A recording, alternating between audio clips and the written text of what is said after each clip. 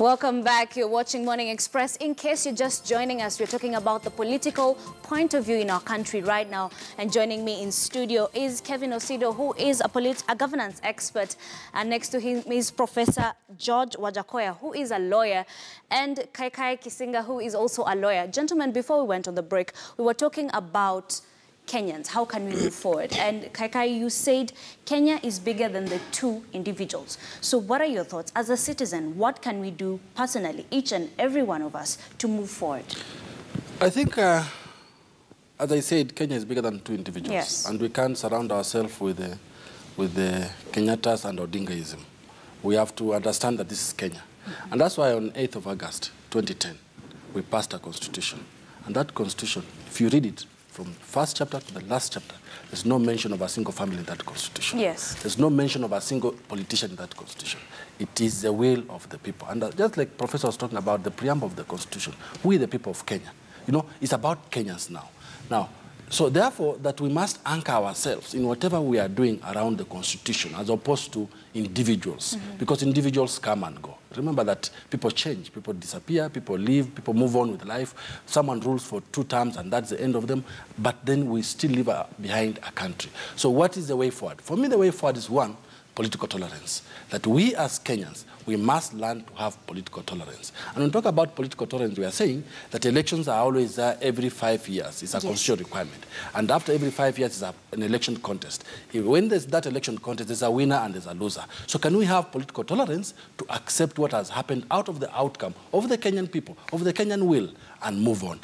2, we must now continue affirming the independence of our institutions. We have so many institutions in this country, the 3 arms of government with various sectors and different institutions. We must encourage these institutions to continue doing what they ought to do as per the law. Remember, we have very nice laws that govern this institution. So can we foster the independence of the institution? That when an independent institution decides on a political challenge or an illegal challenge, then we Kenyans, we must retreat and accept that this is the institution that has decided and we've agreed, and this is how we must go ahead as Kenyans. Yeah. So those are some of the key things that we must actually understand and agree.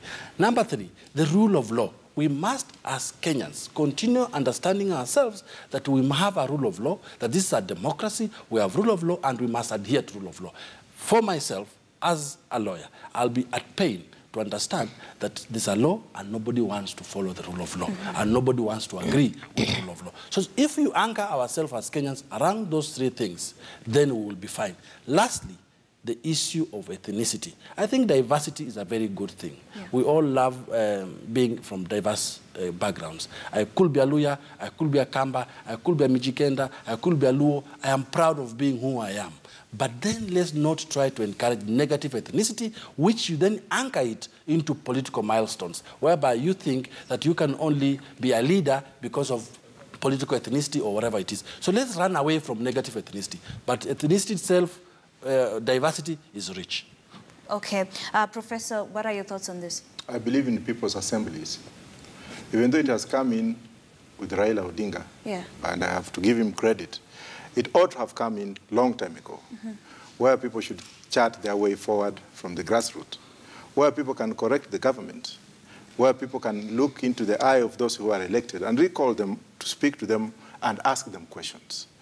Now, the issue of theories or lingering theories or rumor mongering or mongering theories, which is rhetoric in this country by politicians and professionals, let us, without practicalities, is null and void. Yes. The issue here is, how do we start? In most countries, the starting point was very difficult. It was very, very painful. Some countries had to come up and cogitate around the kingdom and overthrow the kingdom. We have seen that happen in Europe. We've seen it happening in France, and even the Americans and the French people and what have you, they came into the People's Revolution. Revolution sometimes is key when there is a rhetoric in a government that is looting from its own subjects. Yeah. Revolution sometimes comes in a better way, like what happened in South Africa, when the apartheid rhetoric, where people came in with theories, let us do, turned into the ANC and the likes of Che Guevara and Cubans and whatever, coming in and saying, no, we are tired of filthy words. Yeah. You're telling us, but you are stealing from us. Let's overthrow you, or let's go through the apartheid way. But I'm not looking that into this country. I'm not looking into Kenya coming in and Kenyans coming in and saying, let us overthrow the totalitarian regimes. I'm not saying that we have a totalitarian regime. But having said this, it is high time also the opposition came to find out that Uhuru is the president of this country, and he ought to be respected and to be given the authority.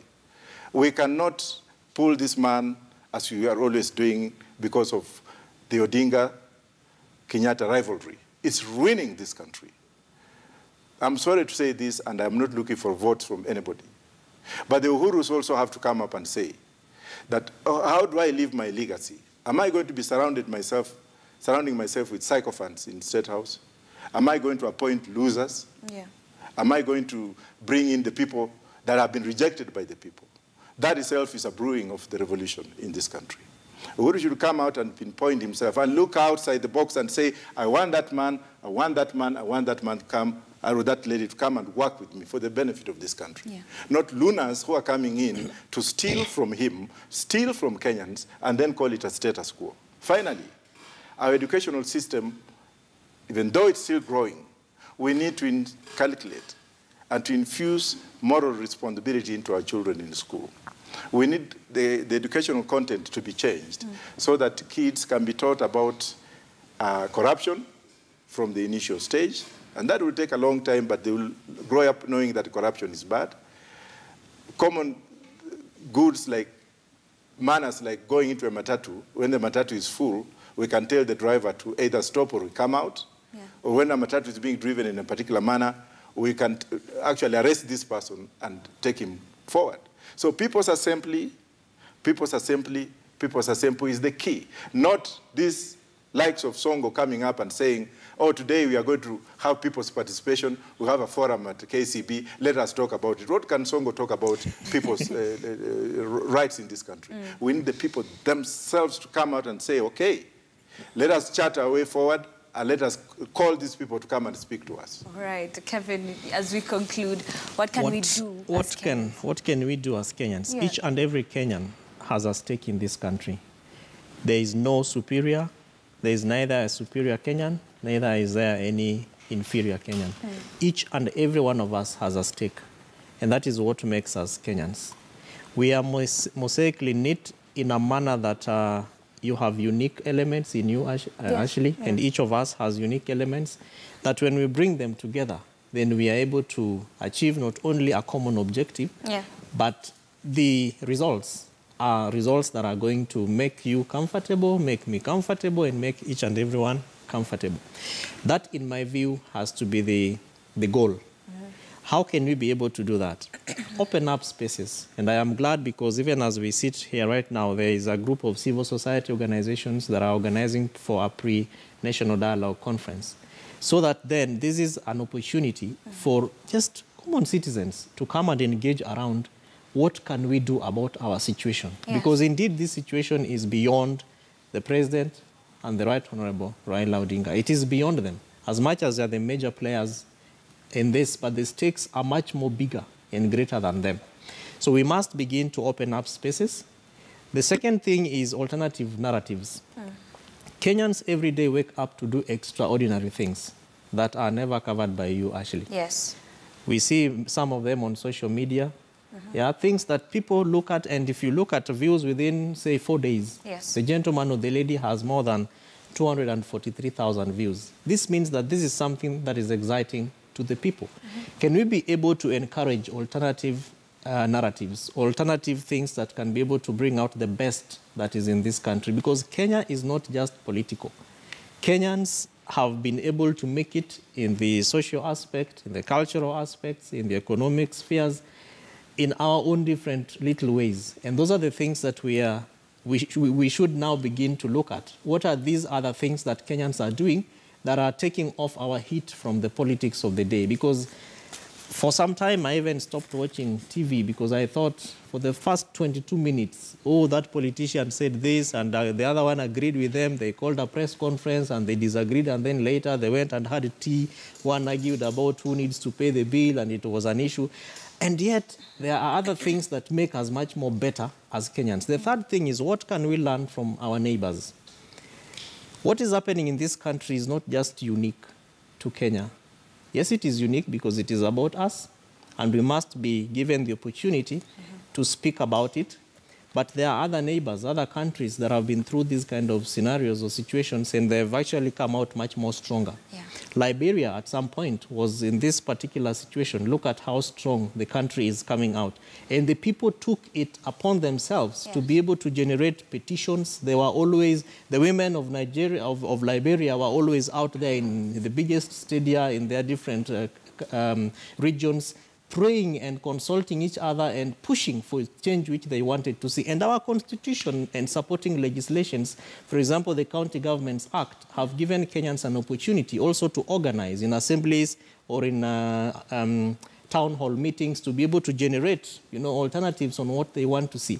So can we have petitions of people moving to be able to present alternatives to be able to guide this country insofar as how we want it to go? But ultimately, that dialogue again has to take place in a constructive manner, in a structured way, so that every Kenyan feels part of this country. All right, thank you there, gentlemen, for that educative talk on the way forward for Kenyans. That was Kevin Osido, the governance expert, who is to my immediate left. Next to him is Professor George Wajakoya, who is a lawyer. And last but not least, Kaikaya Kisinja, who is also a lawyer. Thank you very much. And now let's take a look at news in our international scene. And in Egypt, eastern desert, roads are being carved across vast expanses of sand, where the government is building a new administrative capital, a long-cherished project that has failed in the past. Construction is underway in the middle of the Egyptian desert, 45 kilometers from Cairo. Rising from the sand will be what authorities have dubbed the country's brand new capital, complete with luxury hotels, upscale residential neighborhoods, a modern airport, and a 345-meter tower, Africa's highest. It's also expected to house the presidential palace, parliament, 32 ministries, and several embassies. We had a dream. A very urgent dream to get out of the administrative capital and get out of Cairo. And right now we're making that dream come true. The new capital is expected to be partially operational by 2019 and will gradually accommodate more than 6 million people. Authorities say it's a solution to overcrowding in traffic-choked Cairo. But urban planners say the project resembles the other 30 or so new cities built in Egypt since the 1960s, which they deem too expensive and lacking in practical public transport. Back when Abdel Nasser was in power, the marketing for Nasser City was done the exact same way. It was promoted as a futuristic, modern satellite city, which would offer job opportunities. Under President Sadat, there was Sadat City. The planning for it was magnificent, but unfortunately Sadat died and people got scared. The city bore his name, and after he passed, no one wanted to get involved anymore. And under Mubarak, there was the idea for New Cairo. New Cairo, a city built in the early 2000s, was originally meant to house 4 million people, but only 1.5 million currently live there.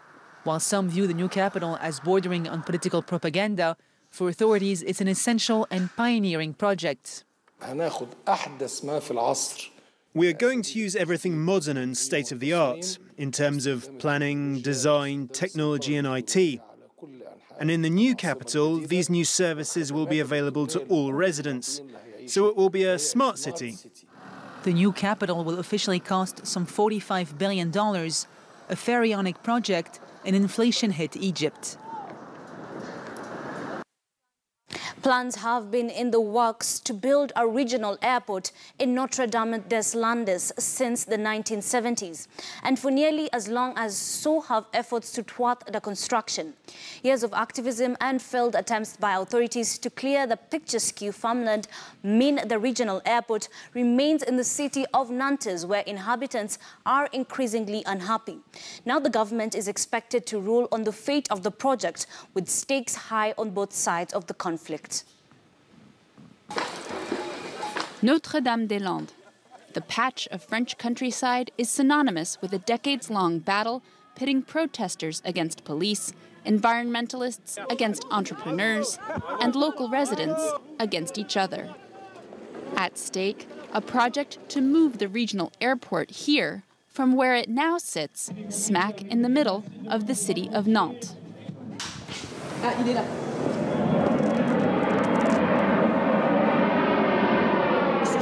The problem is, during the high season, you'll have one flyover every 2 minutes. The Nantes Atlantique Airport is just 800 meters from Geraldine's doorstep. But when she and her family moved in 2005, they, like their neighbors, thought that situation would be temporary. We were told that the airport would be moved. It wasn't so bad at the beginning, but with the increased traffic, it's getting to be more of a problem. The runways, which were built during World War II, were never meant to serve the region permanently. Plans to build a new facility in Notre-Dame-des-Landes began in the 1970s. At the time, the area was occupied by some 17 working farms. What will happen to you? We'll have to leave, look for another place to live. For decades, the project seemed to lie dormant as regional authorities tried to acquire the farmland. In 2008, the government gave the go-ahead for work to start, but a team sent in to collect soil samples months later was met with well-organized resistance. We have a phone chain, so we called 2 people who called 2 people who called 4 people. And we came together. At least 150 people were notified. Arrests were made, but the movement only grew. Ecologists from beyond the region, including politicians, began to take up the cause. Some even answered a call to occupy the land that they referred to as the Zone to Defend, or ZAD. It's been 5 years since the last major effort to clear the ZAD, and today, an estimated 200 to 300 people live here full-time. Sarah is a recent arrival. A shepherdess from another region, she's been raising bottle-fed sheep here for 2.5 years and plans on growing her herd. Our determination keeps us from contemplating the idea that we could be kicked out. We're going to fight to the end if they ever try to evict us. A short distance away, a large structure shows how permanent activists consider their presence. Like most other buildings here, it's handmade with recycled materials and bears traces of creativity that people on the ZAD are proud of. But life here isn't always so pretty. The vast majority of people living here are doing so illegally, and many consider the ZAD a lawless zone. Police presence is not tolerated. And journalists' movements are closely watched. With the Macron administration expected to recommend a course of action by the end of the year, pro- and anti-airport parties can agree on one thing. Neither side is prepared to go down without a fight. All right, that's where we come to a close here on Morning Express. Thank you for making time and joining us for the past 2 hours. I am Ashley Mazuri. Have a good day. Up next is News Center.